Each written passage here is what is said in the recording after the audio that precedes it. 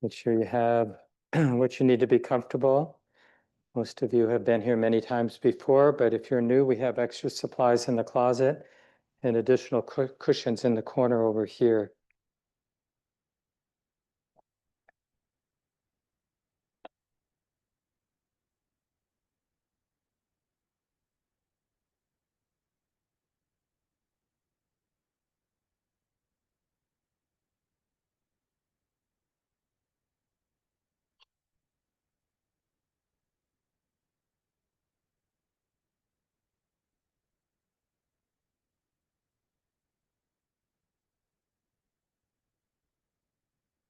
And appreciate that we have this opportunity to sit together.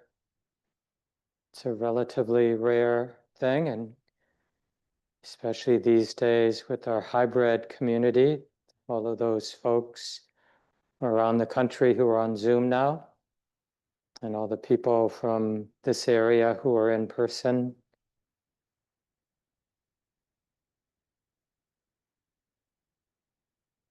We're doing this very personal work together, and it really helps. Learning how to sit, how to be right in the middle. Gently allowing our heart to be open and undefended as we learn how to feel whatever's here to feel now in our bodies, in our heart, internally, externally, whatever's moving.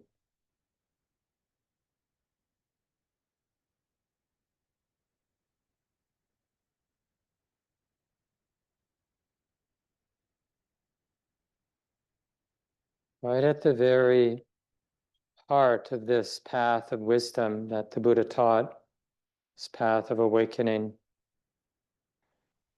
is our exploration of our capacity to be vulnerable to the way it is now, the way it already is now. So it doesn't mean we don't do what we can to sit comfortably, to put a sweater on when we're cold, or all those natural choices that we can make to take care of ourselves. But even when we have done everything we can do, we're still exposed to all that moves in our hearts, in our bodies, in us and around us. And wisdom understands very simply, directly, it feels like this now. Can this be okay? And you'll probably sense how this path of wisdom requires a lot of heart, a lot of kindness, a lot of forgiveness, patience, and lots of tenderness, which is this capacity to be close to what's at times confusing, often unacceptable, hard to bear, hard to be with, because that's how it is sometimes as a human being.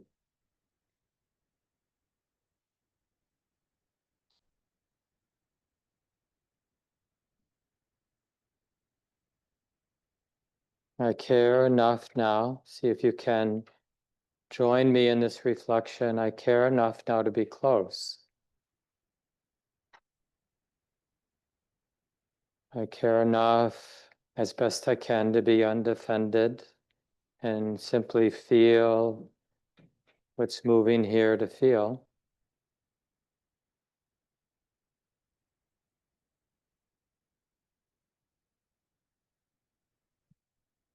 And I care enough to wish well.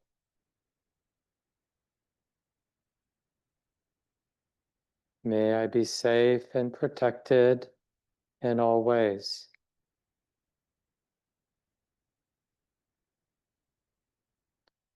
May deep wisdom and love protect me always.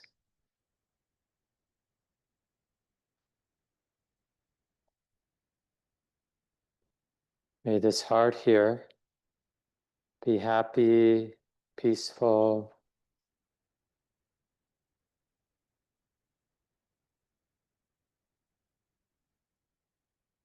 May this body, this breathing body here, may it be healthy and free from pain. And notice how that wish is beautiful even if there is physical pain now. A generous wish, may this body be healthy and free from pain. And may I live my life with ease through all the twists and turns. May I live with ease and joy. Live this human life, messy human life, with ease and joy. So many of you recognize these four traditional metta phrases, loving kindness phrases. There's room for creativity, but I'll repeat them a few more times. Just use them initially to arouse or to find a simple, authentic quality of goodwill in your heart, initially toward oneself, or if that doesn't feel appropriate for whatever reason, then toward somebody easy to love in your life. It doesn't even have to be a human being. It could be a pet, for example, but somebody easy to love. So again, the phrases, may I be safe and protected. May the deepest wisdom and love guide and protect me always.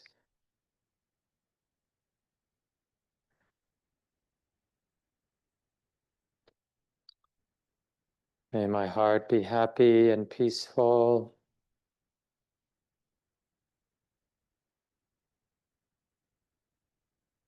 And may this breathing body here be healthy, free from pain.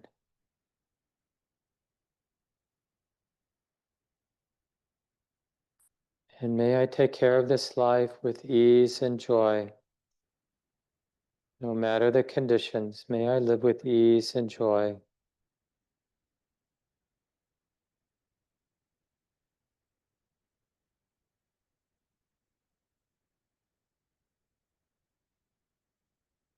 I care enough now to be close. May I be safe and protected, and may the deepest wisdom and love guide me.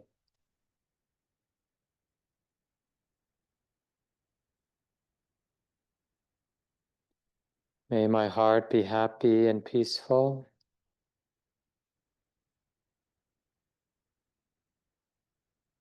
May this breathing body here be healthy, strong, free from pain.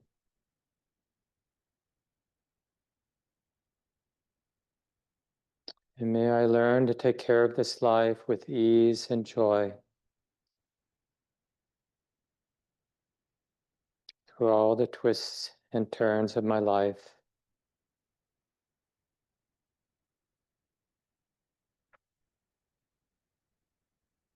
So try these phrases or your own until you feel clearly that generosity, that buoyant, uplifting quality of goodness or goodwill, this generosity of the heart.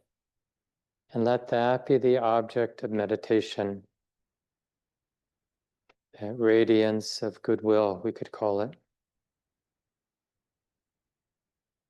But until then, see if repeating the phrases in a simple, sincere way, you might find that very helpful.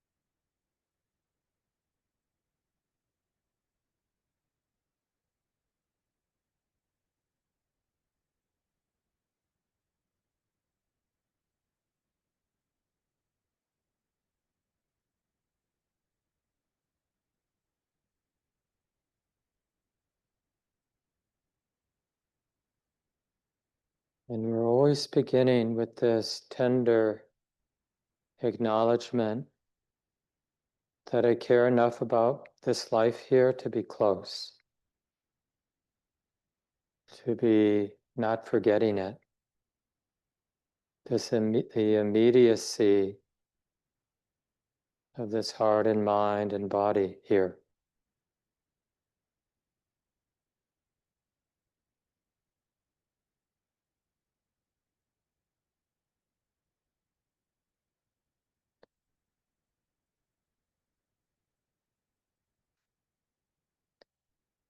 And if you run into any habits of self-hatred or anything like that, then see if there's a way to relate to that that's healing and non-contrived. Like remembering that it isn't easy being a human being, and it's easy to make mistakes and to act in ways that cause ourselves harm, cause others harm. And in that way, we begin the forgiveness process, which is really just understanding that it isn't easy being human. It's, in a sense, a real setup. And I care about that. I care enough to be close. And I care enough now, here and now, to wish well for myself. May I be safe from harm. And may deep wisdom and love guide me through my life. May my heart be happy and peaceful. And may this breathing, sitting body here be healthy and strong and free from pain. And may I learn to take care of this life with ease and joy through all the twists and turns. So continue again on your own. And feel free to go beyond just this radiance of goodwill towards oneself.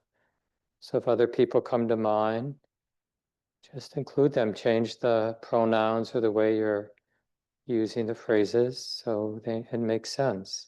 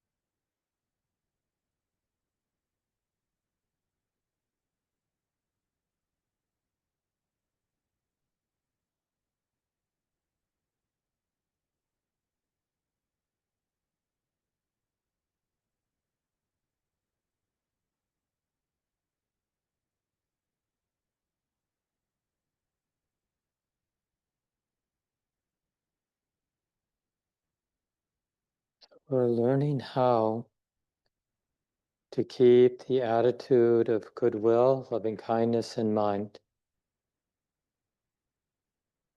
There's always going to be some attitude in the mind.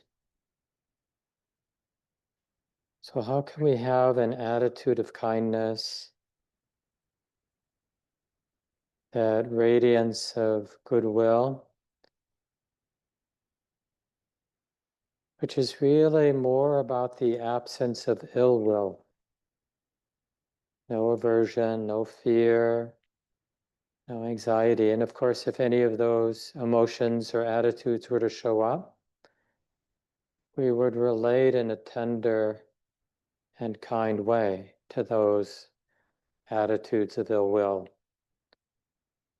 self-hate, or whatever it might be. So we're learning how to have our heart established in goodness, how to abide, and how to appreciate the wholesomeness of this attitude of kindness, how functional, how available it can be with practice. So use the phrases, but also experiment keeping this attitude, this quality of mind in mind, even without phrases. Just that generosity, we feel that love radiating out in a simple way, nobody left out.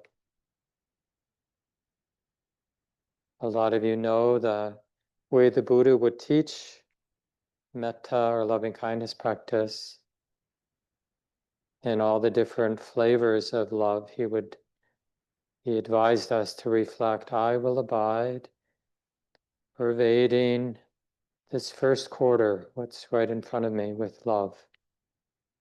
Same with the second quarter to the right, third quarter, what's behind me, fourth quarter to the left, above and below, all around, everywhere and every way, including to myself. I will abide, pervading the all-encompassing world with kindness, with compassion, with sympathetic joy, appreciative joy, and with equanimity. Without hostility, without ill will, I will abide. So that's a paraphrase of the Buddha's teaching on keeping in mind loving kindness, compassion, appreciative joy, and equanimity. So we'll continue for another 5 or 7 minutes. Just do your best to keep it in mind, that generous quality of our heart.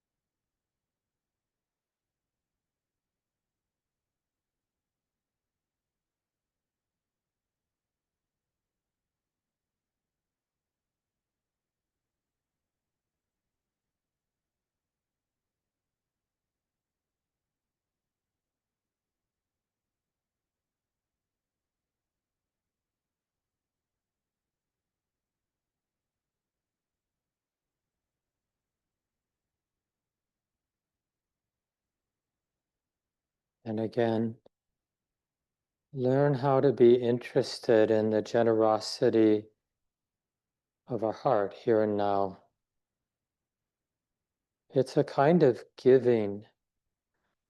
The heart is giving away good wishes, but it doesn't need words. It's really just this energetic generosity of love, really. Like a beautiful blossom or smile. It's wordless. And we're learning how to tune in to what is subtle here. Keep it in mind, trust it. In the same way that ill will is a particular flavor in our heart, which we need to know how to recognize, because it doesn't help and it hurts. Goodwill has its own distinct flavor, and we can learn to trust it and abide with it. May this goodness, this generosity of the heart continue. May it increase, may it never end.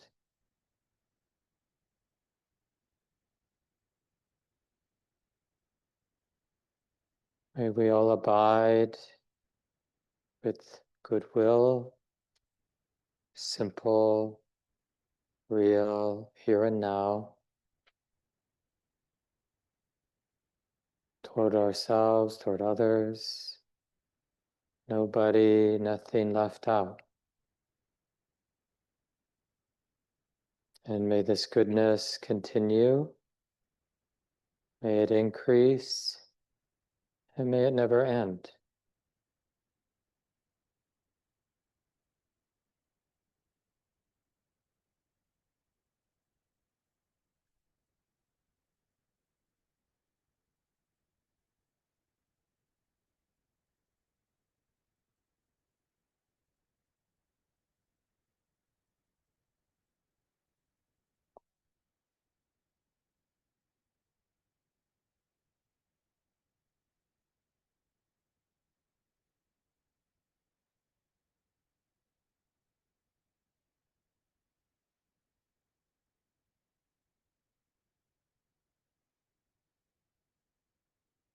Good to see everybody here in the room and all of you online. I'm assuming most of you recognize the kind of meditation we did today. But we do practice that every month here at the center on the first Friday of the month. We have a drop-in loving kindness group, both online and in person. Then on the third Friday of the month, there's a self-compassion, a related practice offered just on Zoom. And I know that Patrice has something on Mondays. How would they find that? Yeah, you can just contact the center and we'll connect you with Patrice, one of our longtime teachers. But they have an online loving kindness group on Mondays. That's just drop in for anybody who's interested. So it's just kind of part of our skill set as Buddhist practitioners. This is not a small part, excuse me, of what we're trying to do, this awakening process to go from sort of a creature who is basically lost in habit, unconscious in a way. It's not that we are actually unconscious. We do know to turn right when it's appropriate to turn right, and usually we know where our keys are and things like that, but we're not really self-aware. We're not reflectively aware that it's like this now. And one of the most important things in terms of being awake, being aware, it's subtle, but we want to learn how to wake up and notice, oh, the attitude in my mind right now, the quality of my heart right now is like this. So it's not about judgment. It's just like, why wouldn't we want to know how we're relating? The kind of attitude or mood through which we're seeing the world, relating to the world. It is the most important thing.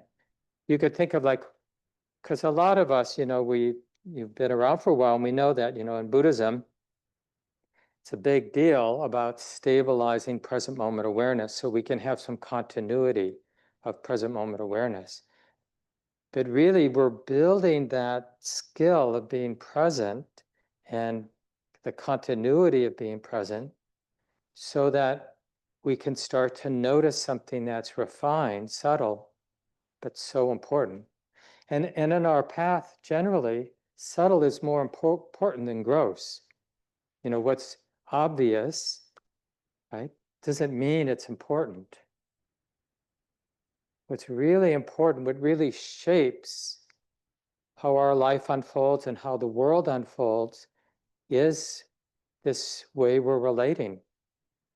So that's why, some teachers are making the point, this is a more of a recent development, but using phrases like it's a relational practice, and really reminding us that it's a relational practice.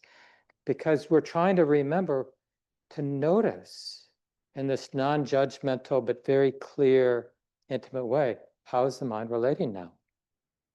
And just as a simple way to get interested, like, is there ill will right now? Or is there goodwill in terms of how our mind is relating to being here in the moment? And, usually our response will be, well, I don't know, which is sort of, that should be interesting to us. Like, why don't we know? Why can't we recognize whether there's goodwill in terms of how I'm relating to my body or relating to what I'm saying to the group right now or relating to what I'm seeing, whether that way of relating is, you could say, colored or shaped by goodwill, kindness, tenderness, compassion, appreciation, equanimity. These are the 4 flavors the Buddha describes for beautiful attitudes of love. Or the opposite, different flavors of ill will, like fear, or boredom is even a quality of ill will, as well as the obvious hatred and rage and, closing down, self-hate. And it's up to each of us to realize, like, because it would be just so simple to say, well, I guess I'm out of luck because, I just have I'm a fearful person, or I have a lot of anxiety, or, I've just been hurt too many times and I'm just, angry. But a lot of that is a habit. Like, it's not that people with a lot of, who have developed this ability to recognize goodwill, it's not like they don't have habits of anger. But in any moment, there's a choice. See, this is why we stabilize present moment awareness, not just to see the attitude, but to see how often the attitude shifts. How it is, but we don't highlight this truth in our lives. We could be angry, and then something changes, and then there's a lot of tenderness. Or it could go the other way. There's a lot of tenderness and friendliness, and something happens, somebody rolls their eyes at you or insults you or something, and then it triggers like all of the times you've been dismissed previously, right? All that just like rushes in, and you can have a lot of rage, even though it was just this one person acting out whatever pain they're entangled in that moment, and they say something to you, and then whew. So the more we see how our attitude bounces around all day long, it just dawns on the mind this obvious truth. The attitude is always in play. It's not a fixed thing. And the weird thing, one of the expressions of what we call ignorance or delusion is in any moment, with whatever attitude we have, there's this wrong idea that that's who I am. And so we sort of cast it as something permanent. Oh, I'm just a bored person. I'm just an angry person. I'm just someone who has no self-esteem.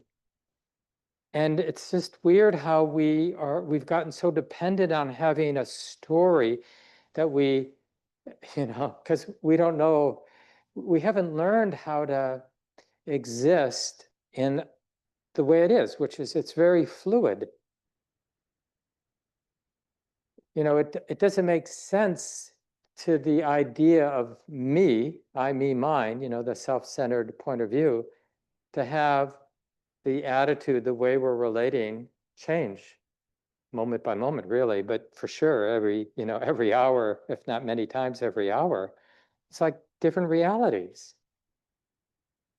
There's a great story from the tradition. I think it's in the Jataka tale. Some of you know the Jataka tales probably arose after the time of the Buddha. It's kind of like stories about the Buddha's previous lives. And they're sort of moral stories that teach children, about important things. But it brings out some really important points too, these wonderful stories. It's like a huge volume of the Jataka tales that you can get hold of. We probably even have a copy down in the library.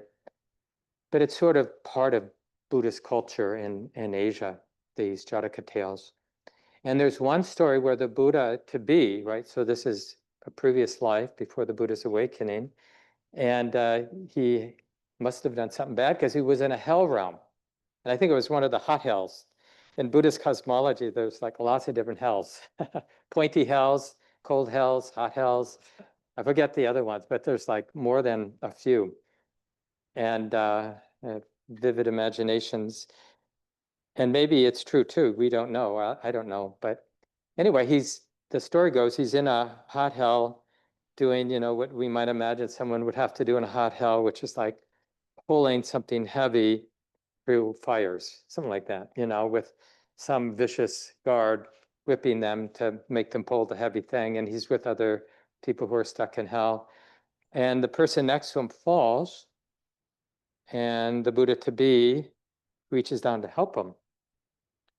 And the nice thing about this story, what I find really powerful, is that immediately in that instant of wishing to help another, he can't be in hell anymore, because that attitude of wishing to help another isn't a hellish attitude.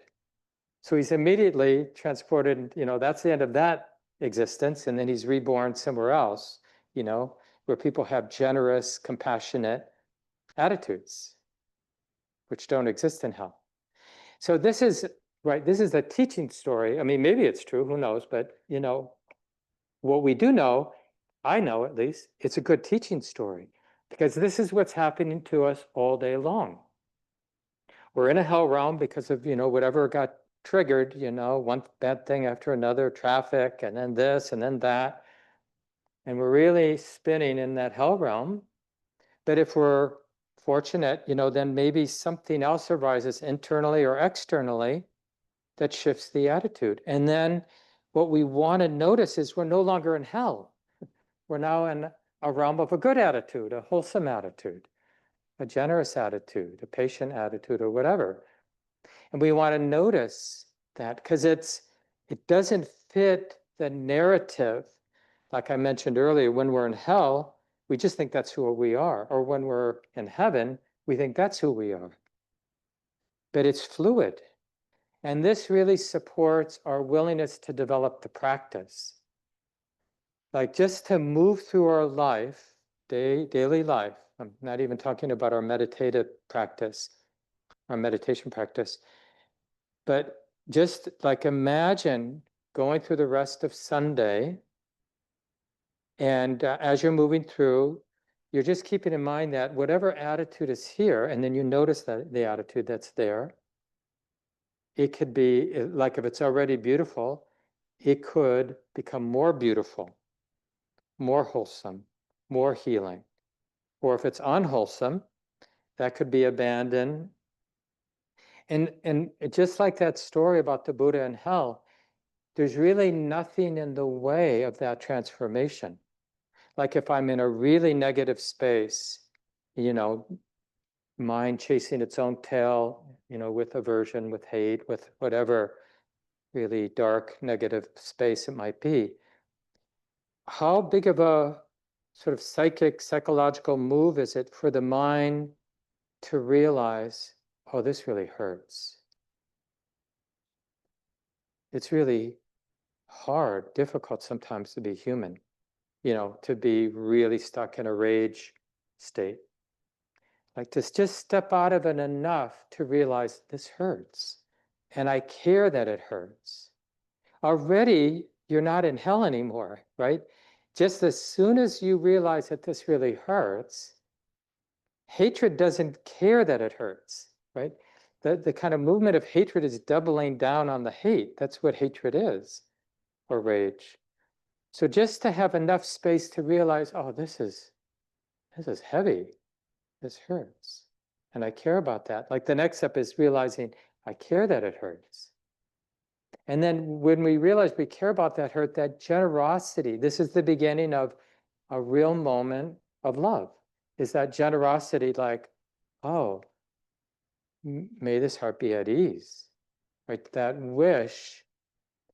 And remember that wish to be at ease, that wish to be free from suffering or whatever, however we might express it, it's not a naive wish. Like we could have a very clear sense of how the world is and a very clear sense how my own conditioning is, like the kind of childhood I might have had or someone might have had, you know, and have that wish, may this heart be at ease. Because that wish, like let's say it now for the world. And even while we were practicing today, I often bring to mind, just in terms of the divisive state we find ourselves in nationally and just globally right now, I often, when I'm practicing and I feel like I have some momentum, I just bring all of the divisive forces and I wish well. I want everyone to be happy. I want everybody to be at ease. I want everyone to have peaceful hearts. Because I know that as people feel safer, it's easier for them to express kindness and patience and understanding all around. And that's how things get healed.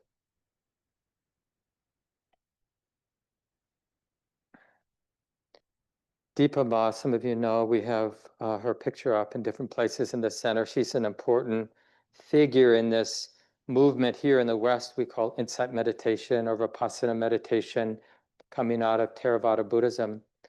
And Deepa Ma was an important teacher for some of the early Western teachers like Sharon Salzberg and Joseph Goldstein and others. And an Indian woman, but she was set to marry someone, another Indian man, and he was a civil servant.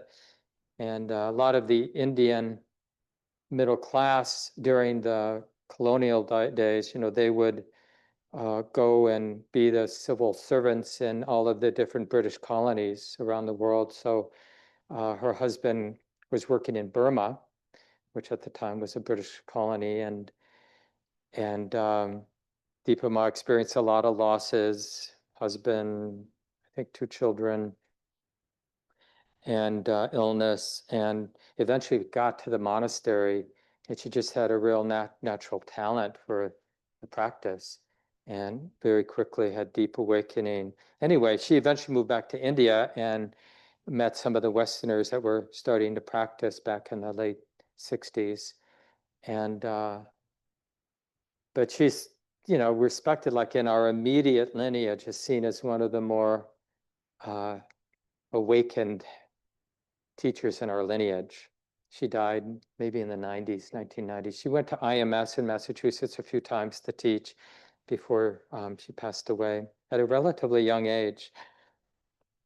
But she, Deepa Ma, talked about this this practice of blessing, like it can seem a little weird, and it is weird sometimes when people aren't really connected, and they're doing it more on the surface, trying to bless things. But it's also can be off when we have a strong idea that, oh, I can't bless things. And that's probably a more common attitude, like, I think this way sometimes.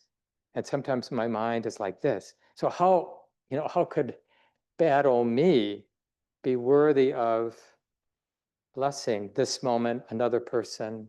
And not that you have to like lay hands on the person. I bless you.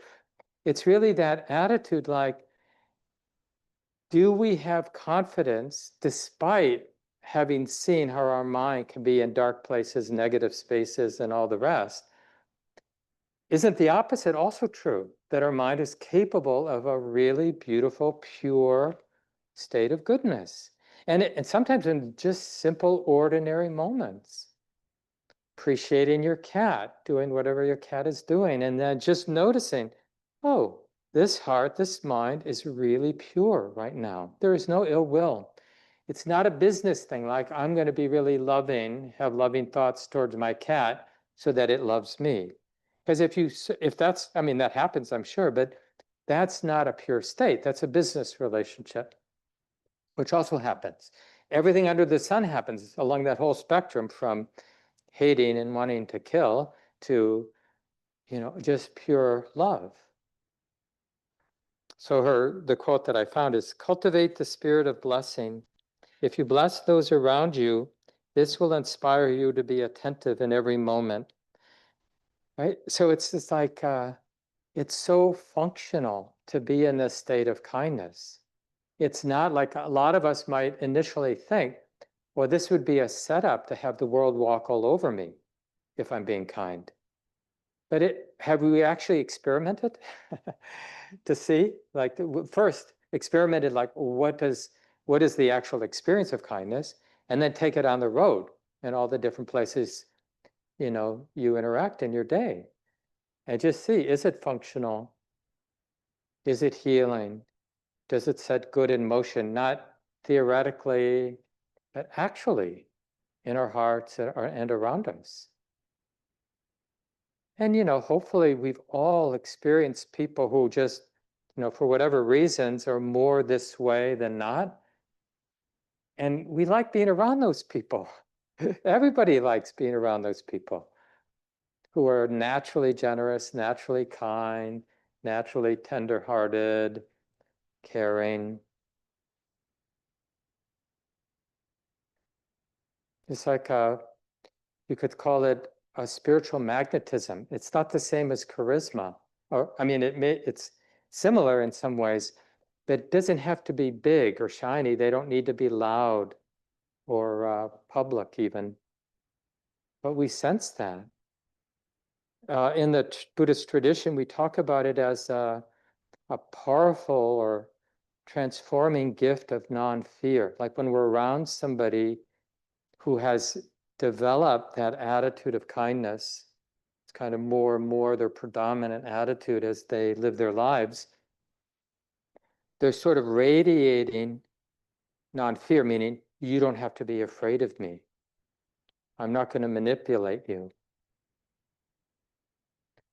And we feel that when we're around people, that they have our goodwill in mind. And it doesn't mean they're neglecting their goodwill, taking care of themselves. And this is the other thing, that can get in the way of developing this, is we have this idea, again, that we haven't checked out, that it's either I have goodwill for you or I have goodwill for myself, but somehow they're incongruous. Like, I got to choose.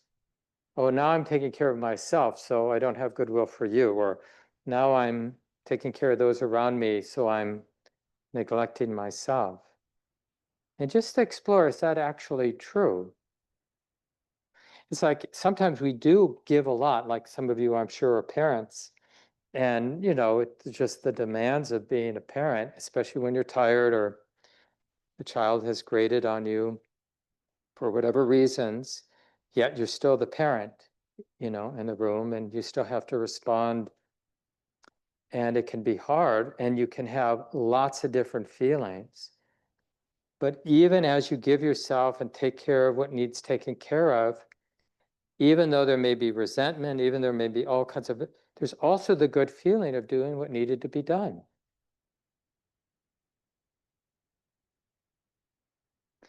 There's a beautiful poem that I like that makes this point about blessing. Some of you, I'm sure, know of it, by Galway Canal, St. Francis in the Sow. It goes like this: the bud stands for all things, even those things that don't flower. where everything flowers from within of self-blessing. And this first point, I just want to remind us that this is what we actually experience, that transformation that I was telling you, talking about earlier in the talk. It's like when our mind shifts from some ordinary attitude to a more generous attitude coming out of metta, love, it is like a self-blessing. Whether we're bringing ourselves to mind or bringing somebody else to mind or bringing to mind all beings, something happens in our experience. And he's describing it, the poet's describing it as a blessing from within. Though sometimes it's necessary to reteach a thing its loveliness, to put a hand on its brow of the flower and retell it in words and in touch, it is lovely, until it flowers again from within of self-blessing.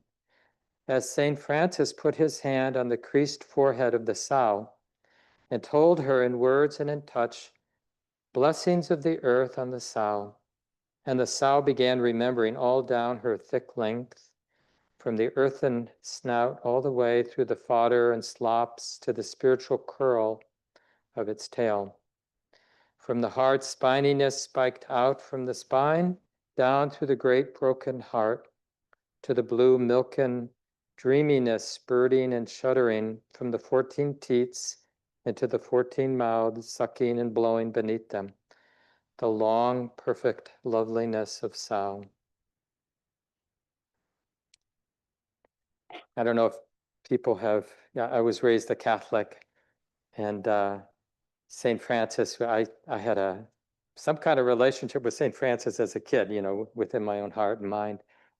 And then later, when I was getting in meditation, I read, there's a famous book, I think it's called The Blessings of St. Francis. Anybody remember? Or The Flowers? Yeah, it's big in the Catholic tradition. It's powerful. Felt like there was a bit of a transmission in the book of just this unfiltered, unconditional love that maybe, who knows, I obviously don't know this person who lived way back, many hundreds of years ago. But I know it's possible, like I sense, because I see it in moments, even within my own heart, I just can't sustain it, So if we can see it in moments, that just every interaction is a blessing all around. Oh, well, maybe that's possible. Maybe we can live that way without being weird. Like when I say things like that, I know it's easy to roll our eyes like, oh, come on. The world is the way it is, or, I'm getting old and my body aches, or, teenagers are just insufferable, or, we have so many rationally good reasons for ill will, except one. It doesn't work. It hurts and it doesn't work. It's dysfunctional ill will.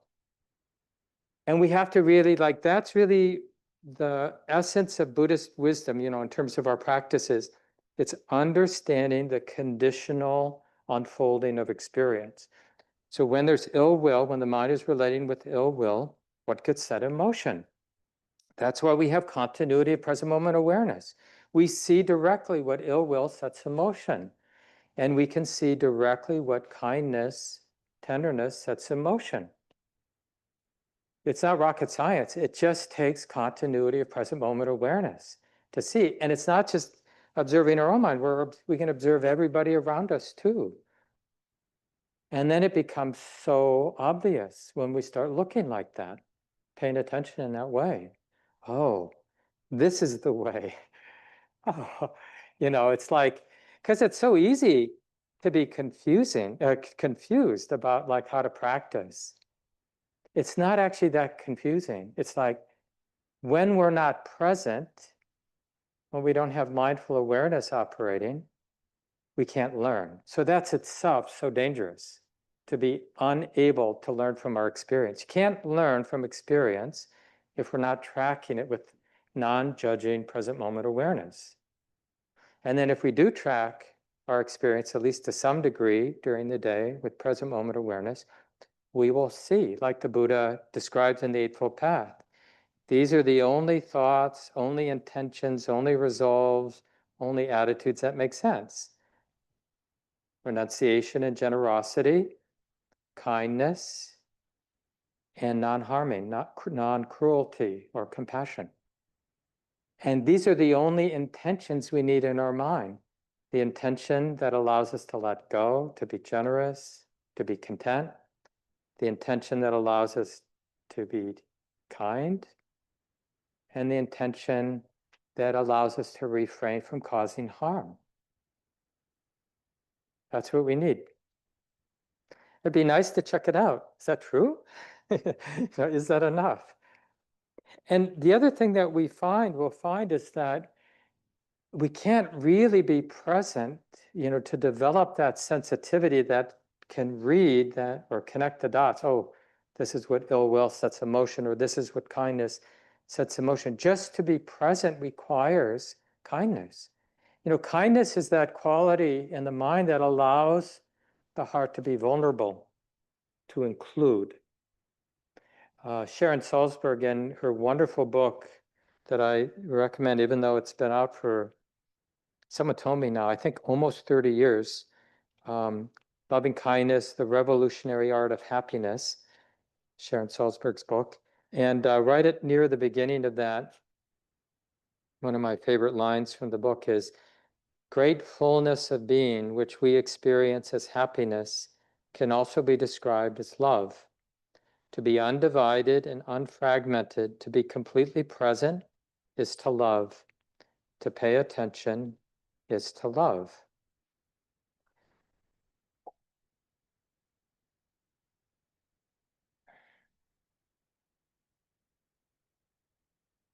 It can break our heart open in a good way, just realizing how many missed opportunities, like how many moments we missed that possibility of really being there, present, open. One teacher that I love this line, just the summation of practice as only just connect. Only just connect. Like I said, it's even though the practice can seem complicated and we can really feel in moments like, what am I supposed to do? So it's nice to remember some of these simple, pithy lines like only just connect. And notice how that is very similar to the generosity of the heart. And we can learn with practice that actual feeling of the heart, that well-wishing, right? It's a real, actual, energetic generosity of the heart. And eventually we really get the difference. There's either this giving, and remember that generosity of kindness doesn't mean we're emptying our wallet. It just means we're not throwing the moment or anybody out of our heart. That's what it means. That we understand. But like if there's a rattlesnake in front of us, we might be able to have that generosity of the heart, but we're not going to get close. Right? We might turn around and go the other way, but we don't have to throw people out of our heart. Or in the sort of divisive political time, we might really stand up because we believe strongly that this is what's good for everybody, but we don't have to throw anybody out of our heart. And that's really the art of, being in community with each other, is like speaking up, letting our voice be heard, but not imagining that because people disagree or different than us, that we have to throw them out of our hearts. And just to learn what that actually is like. I mean, it's the same like when you're with your partner. If some of you, whether you're married or just have a close friend or whatever it might be, but sometimes in close relationships, we really lock horns. We get angry, we get hurt. And to sort of be able to sort of be in the heat of that argument or whatever it turns out to be, without throwing the person out of our heart, and just like noticing that movement and that desire, that we see it with wisdom. We see that it doesn't help me doesn't help any. I have to do what I need to do to take care of myself, to take care of the moment, to take care of the situation. But I don't need to hate. So then we're kind of in new territory, like, oh, because in a way, throwing somebody out of our heart is just like a simple thing to do. We've gotten in the habit. It's like someone was saying this recently. It's like, whatever we're throwing, we do it to ourselves too.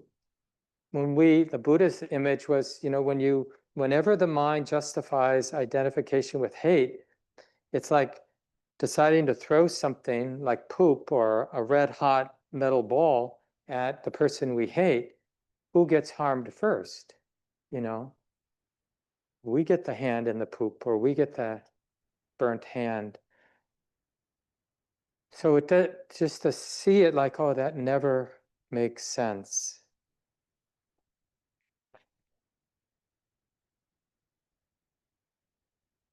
And it really has to do with just a shift. Like, this is another way that loving kindness and mindful awareness really go hand in hand. Because when we're present, when we're opening, whether to the breath, or to the experience of the body walking or sitting, or to hearing, these different ways that we train the mind to be present and sustain that present moment awareness. Right? We're not picking and choosing. And that's the thing about love. It doesn't pick and choose, ultimately. Even though as a practice, I might begin my loving kindness practice by remembering, like I did today, I hold my cat, sometimes some of by my chest.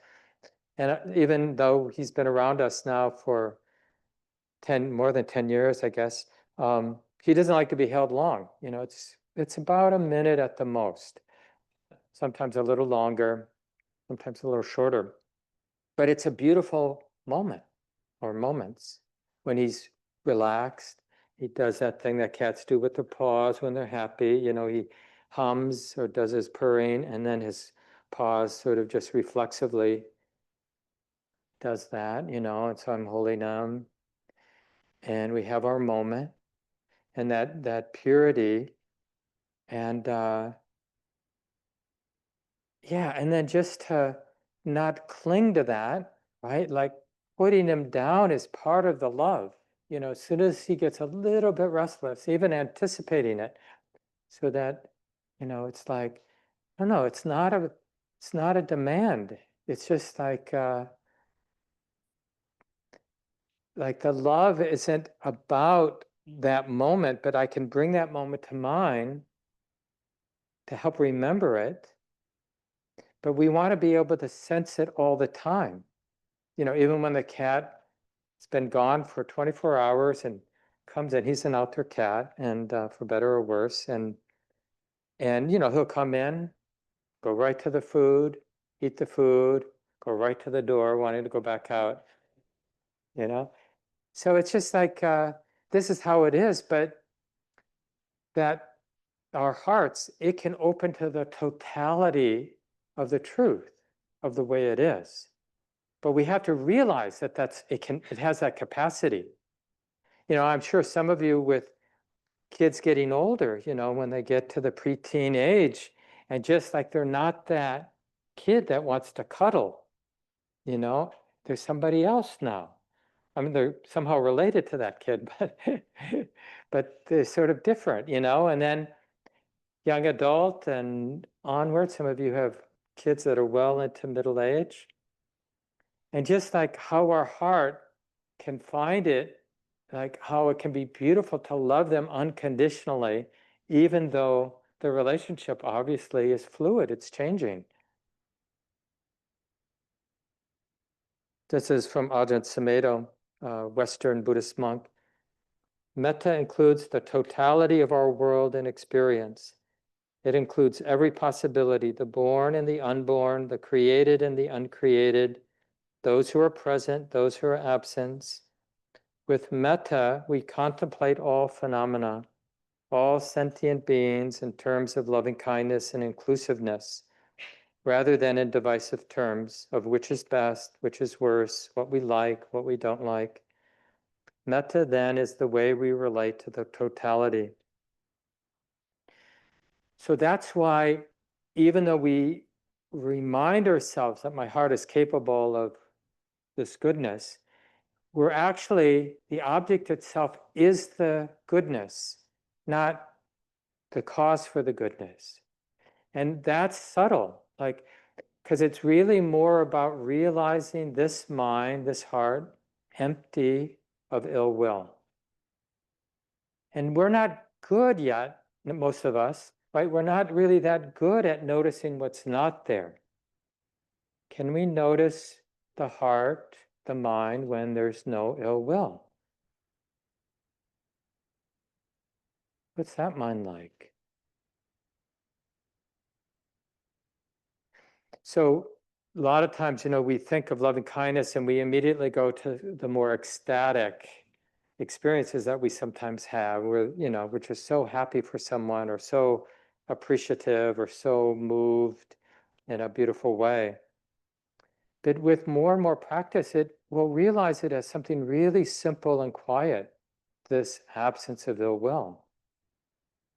Just moving through life and just check, like, is there any ill will? Anything the heart is pushing away? Anything the heart doesn't want to include? Try reading the news that way. It's really good practice. Like, oh yeah, sometimes it's like this. It's not the way I think it should be necessarily, right? But clearly, sometimes it is this way, like now. Can my heart be open? Can I feel what I'm feeling? Can I really show up with all the tenderness, all the inclusiveness, feeling what it feels like to have our heart open in that generous way when it's like this? Same thing when we do something that to us is really wrong or despicable, because sometimes we do that, right? We make mistakes or we act out habits that we're not very proud of. So do we throw ourselves out of our heart? Or can we understand, oh yeah, sometimes it's like this, This is where the deeper insight into the impersonal, or that everything is nature, our habits of mind. Nobody went through some buffet line and chose their habits. They got developed naturally, impersonally, all of our habits, the good ones and the bad ones. So our relationship should be that way. It's the same thing, where I was up north at this place that Wynn and I purchased recently.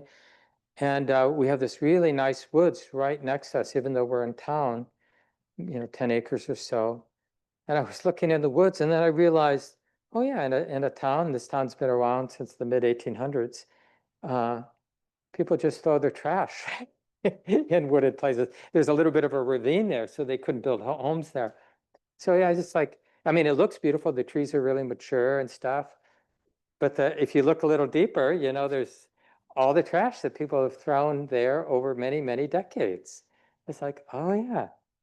So did I throw it out of my heart? I wanted to. It's like, but maybe I could still have that inclusive, like, you belong, I live next to a beautiful woods/trash heap. Then that'd be okay. And it's just like, this is the experiment. And the thing that is so compelling is ill will doesn't help anybody, right? It doesn't clarify the moment. It doesn't allow for a way forward, right? It just is that internal contraction, where love is that internal expansion, that giving of goodness. And may that goodness continue, may it increase, may it never end. That's that feeling, right, that moves into boundlessness, as it's taught by the Buddha. He uses the word boundless. Sometimes it's translated as immeasurable. That's when the love isn't about anything. It isn't about the thing we love. It's just love for its own sake. And that's an insight, like to see in your own heart this goodness that isn't about any conditioned experience, right? Because then you can keep in mind that goodness, and it doesn't matter the changing circumstances of the day. As you live moment by moment, things are going to change. But the goodness, that generous goodness, doesn't have to go away. That's where we're sort of moving with the practice, going in that direction. So I'll leave it here. Remember, we always have optional small groups, both online. Lucy's usually here to lead the online, divide you up into groups of 3 or 4. And then we have Ryan and Tom here to help divide the people in the room. If you want to stay, just 15 minutes. We always end at 12 noon. And just it's time for each person to have a couple minutes to share their reflections about what was talked about during the talk this morning, where you experience loving kindness, what's your relationship to your own ill will when it gets triggered, or anything that seems relevant. So consider that. And then we have a number of things starting soon. September, there's an intro workshop that Stacy McClendon is teaching this coming Saturday. And then later in the fall, Shelley Graff and Gabe Keller-Flores will be teaching, I think it's a 6-week intro class on Tuesday nights. And day-long retreat at the end of the month, Shelley's going to lead. We have a potluck after this Sunday morning group, not next Sunday, but the following Sunday. Is that the 1st of October? Anybody know? Can't remember. And Nancy Bowler is going to be hosting it. But if anybody wants to work with Nancy to help kind of get the food set up and make sure everything gets cleaned up, just let the office know and we'll connect you with Nancy about that. Yeah, I think that's all I have. Oh, there's always a handout for these Sunday morning talks with additional resources if you want. So people who are online, it's in the chat already. Alex put it there. But if you're here in the room, just go to the calendar, public calendar, and you'll see the Google Doc there. And it has some, instructions for doing the loving kindness practice if you want some background. Thanks for coming, everybody. Oh, Ryan.